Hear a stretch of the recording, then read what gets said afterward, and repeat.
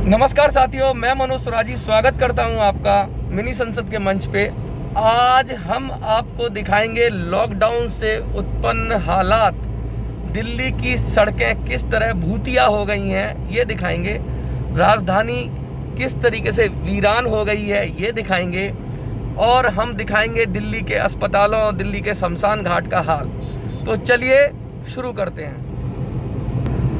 इस समय हम पहुंच गए हैं यमुना के पुल पे। ITO को जाता है लक्ष्मी नगर से रास्ता। देखिए सड़कें किस तरीके से वीरान पड़ी हैं। और सबसे पहले हम यमुना जी के दर्शन करेंगे, यमुना माँ की हालचाल जानेंगे कि यमुना कैसी है।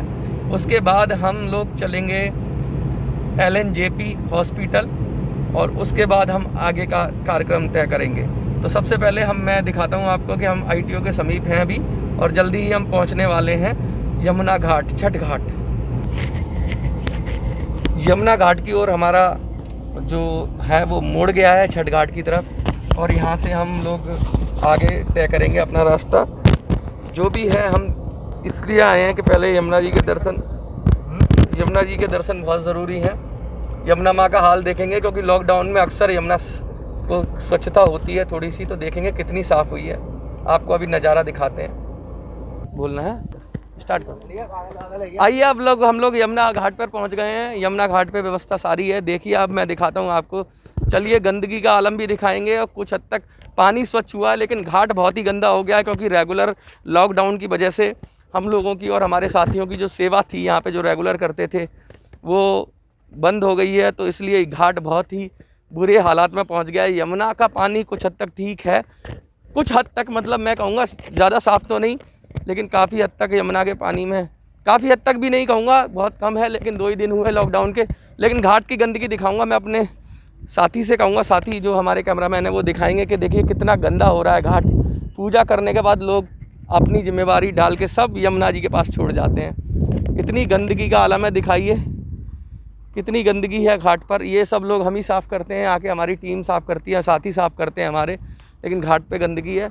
यमुना का पानी कुछ हद तक स्वच्छ हो रहा है, लेकिन लोग अपनी जिम्मेवारी यहाँ पर जिम्मेवारी से पल्ला झाड़कर कितनी गंदगी करते हैं।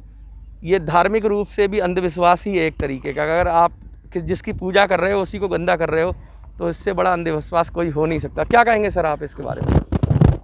देख रहे हैं कैसा हाल हो रहा है यमुना जी का, हमारी का।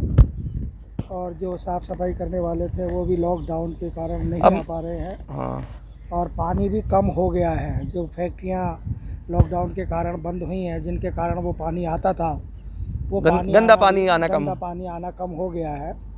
तो ये हाल है हमारे यमुना जी का।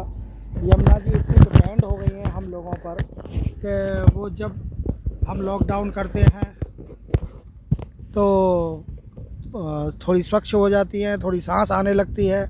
और जब लॉकडाउन ख़त्म हो जाता है, अनलॉक हो जाता है, तो यही यमुना जी वेंटिलेटर पे आ जाती है। यमुना जी के बाद यमुना जी के सभी साथियों से मेरा अनुरोध है, जो हम लोग यमुना के जो भी साथी हैं, हम एक आंदोलन शुरू करेंगे जो मथुरा से दिल्ली तक गलियारों में, सत्ता के गलियारों में आवाज़ उठेगी। तो हम लोग आपको ये कहना चाहते हैं कि उसके बाद हम उस पर बाद में बात करेंगे। पहले हम दिखा रहे हैं कोरोना काल में दिल्ली तो बहुत मथुरा से दिल्ली तक के आंदोलन हुए यमुना जी के, लेकिन अब जो आंदोलन होगा वो एक अभूतपूर्व आंदोलन होगा। वो ऐसा आंदोलन होगा जिसमें ना तो सरकारें कुछ कर पाएंगी, ना रोक पाएंगी, कुछ नहीं कर पाएंगी, और उनको इतनी मजबूरी आ जाएगी कि यमुना को साफ़ करना ही पड़ेगा। आइए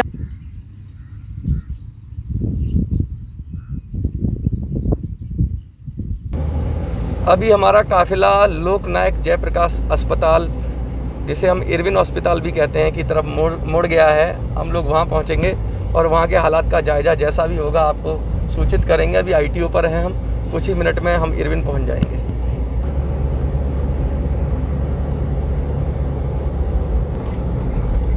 हम अब पहुँचने वाले हैं लोकनायक जयप्रकाश हॉस्पिटल। ये मोड़ रही है गाड़ी और जैसे ही हम पहुँचेंगे वहाँ से सीधी रिपोर्टिंग करेंगे आपके लिए। हम पहुँच चुके हैं इस समय लोकनायक जयप्रकाश, जो कोविड के लिए डेडिकेटेड हॉस्पिटल है। और मैं वहाँ के हालात आपको दिखाना चाहूँगा, किस तरीके से एम्बुलेंस का यहाँ पे लगी हुई हैं। और मैं दिखाना चाहूँगा आपको कि किस तरीके से हम लोग यहाँ पर पेशेंट का हाल है और पूरी सिक्योरिटी चाक चौबंद है, सिविल डिफेंस के लोग हैं, एम्बुलेंस हैं, कोविड का सेंटर है ये, इमरजेंसी लोग यहाँ कोविड के, यहाँ से जितने भी कोविड के मरीज़ हैं यहीं से आ रहे हैं, उनको राहत देती है डेडिकेटेड कोविड हॉस्पिटल, क्योंकि हॉस्पिटल के अंदर तो नहीं जाने दिया जाएगा, लेकिन मैं बता दूं ये लोकनायक जयप्रकाश हॉस्पिटल है, डेडिकेटेड कोविड के लिए बनाया गया दिल्ली सरकार के द्वारा, और यहाँ पर बिल्कुल किसी को अंदर नहीं जाने दिया जा रहा है। एम्बुलेंस हैं और जो मरीज़ के परिजन हैं वो सब बाहर ही हैं, उधर एम्बुलेंस एक उधर भी है, लोग तैयार हैं। बुरा हाल है लेकिन इतना भी बुरा नहीं है, मैं आपको दिखाना चाहता हूँ जिस तरीके से बाकी सारे मरीजों के लिए दिक्कत है। आगे एम्बुलेंस की सर्विसेज हैं बहुत सारी, तो ये पूरा कोविड का हाल है। आपका पेशेंट है कोई? आपका पेशेंट है? हमारा पेशेंट था अंदर, तो मैं अभी 2 घंटे से आया हूँ यहाँ पर, और बहुत लोग वापस जा रहे हैं, पेशेंट वापस जा रहे हैं। पेशेंट वापस जा रहे हैं, यानी कि इनका कहना है लोग काफ़ी देर से खड़ा था। अच्छा, मैं काफ़ी देर से यहाँ खड़ा था, 2-3 पेशेंट गए हैं, उनको जगह नहीं है अंदर। अंदर जगह नहीं है, फुल है। इनका कहने का मतलब है इनका पेशेंट अंदर है, लेकिन ये वार्ड कोविड का पूरी तरफ फुल है। और मैं आपको दिखाना चाह रहा हूँ कि आगे एम्बुलेंस इधर से आ रही हैं, एम्बुलेंस आ रही हैं, लेकिन कोशिश कर रहे हैं किस तरीके से LNJP के अंदर चल रहा है। और ये नेशनल एम्बुलेंस सर्विसेज हैं दिल्ली सरकार की, ये लगी हुई हैं। आइए हम चलते हैं, आपको ले चलते हैं हम आगे और भी हाल दिखाते हैं। ये अब मैं चाहूँगा यहाँ से हम लोग चलें एक दूसरे हॉस्पिटल में या दूसरी जगह चलें जहाँ आपको और भी चीज़ें दिखाएं किस तरीके से, मतलब ये हॉस्पिटल फुल है। हॉस्पिटलों का हाल, सरकारी हॉस्पिटलों के हालात दिखा रहा हूँ मैं आपको क्या है। आइए हम कुछ मरीज के परिजनों से बात करते हैं, उनका क्या हाल है। सर आपका यहाँ पे कोई रिलेटिव है क्या? ठीक है सर, वैसे घबराने वाली बात तो नहीं है सर। अभी घबराने वाली बात नहीं है, हिम्मत रखनी चाहिए लोगों को, यही मैं कहना चाह रहा हूँ कि लोग यहाँ इतनी हिम्मत से अपने परिजनों की सकुशल होने के लिए बैठे हुए हैं, तो हिम्मत रखनी चाहिए। ये हिम्मत रखे हैं तो आप भी हिम्मत रखिए। क्या कहना चाहेंगे सर आप? कोई परिवार से है आपके अंदर? परिवार से मेरे फादर हैं जी। अच्छा, कितने दिन हो गए? आज 7 दिन हो गए। 7 दिन हो गए। अब कैसी हालात है उनकी? हालत में अभी कोई सुधार नहीं है, थोड़ा बहुत है, लेकिन जो होनी चाहिए वो नहीं है। अंदर कोई केयर नहीं हो रही है, सबसे मेन चीज़ ये है। अंदर आपको पता भी नहीं लग रहा होगा? कुछ नहीं पता चल रहा है सर। कोविड का माहौल ऐसा होता है कि लोगों को पता नहीं चलता कि क्या हो रहा है, लेकिन लोग बहुत ज़्यादा देख रहे हैं इधर उधर, तो शंका तो है लोगों के अंदर, लेकिन लोग धीरज के साथ अपना बैठे हुए मैं दिखाना चाहूँगा। यहाँ से लेके वहाँ तक सारे लोग, ये इनके कोई ना कोई पेशेंट्स हैं अंदर, और ये लोग यहाँ पर अपने परिवार के लिए कि कब कैसे, किसी के पापा हैं, किसी की माँ है, किसी की बहन है, किसी की बेटी है, किसी का जीवन साथी है, लेकिन सब लोग उम्मीद में हैं कि इस बीमारी से पार पा लेंगे। आप भी सकारात्मक रहिए और इनके लिए दुआ करिए कि इनके परिवार हॉस्पिटल से अच्छे होकर निकलें और सकुशल ये लोग पहुँचें। सरकार ऑक्सीजन का इंतज़ाम करे, सरकार इनका मरीजों का ध्यान रखे, पूरी शक्ति लगाए।